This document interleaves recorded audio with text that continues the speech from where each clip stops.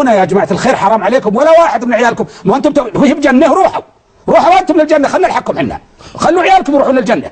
هب اسمع أن العرعور لم يطعه أبناؤه في الجهاد، فيكون مثلي مثل نوح الذي رفض ابنه أن يكون مؤمنا.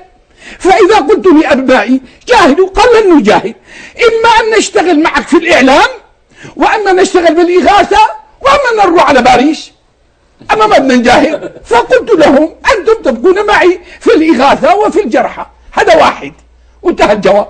أنا عجزت عن أولادي وخرجوا عن طوعي، لكن في مصلحة مفسدة، قال بنروح باريس ونروح، وهذول الشله ذول اللي ضد الان الوضع بدل ما يحذروا كذلك من الفساد ويلتزموا فتاوى الشيخ فضيله الشيخ الفوزان ما بيلتزم فيها اصلا. طيب نرجع موضوعنا، هذه جواب.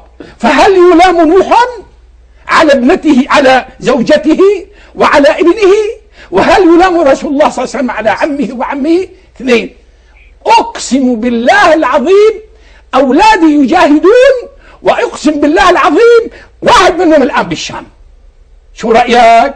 لكن هل أنا سأتصل بك وأتصل بالقنوات وأقول لهم ابني موجود في كتيبة شوف الحق أو شوف السماء أو شوف الأرض، وأرجو من النظام يتفضل. أنا بعطيك حاجة حلوة كثير مثل كلامك الظريف. في مدينة كبيرة في حلب طلع النظام يقصفها قصف شديد جدا، وقال ليه ما فعلنا شيء؟ قالوا لهم العرعور دخل هذه المدينة ليكررونه به وليقولوا ما نريد العرعور. طلع الشعب ثاني يوم يقول من يحبك يا عرعور بس خرج من المدينة. وأنا وين كنت؟ ما كنت فيها أصلا، بالرياض أو بتركيا. فبتريد أقول لهم ابني الآن في بلد كذا، ماذا تريد؟ أو في كتيبة كذا.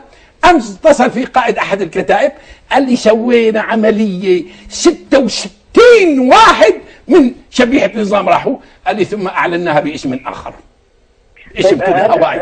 هذا استراتيجية مهمة. واضح الحال أستاذ ياسر. أي واضح. أنا أود أن أختم بسؤال، يعني أختم بسؤال قبل يعني بس لا تحرجني كثير.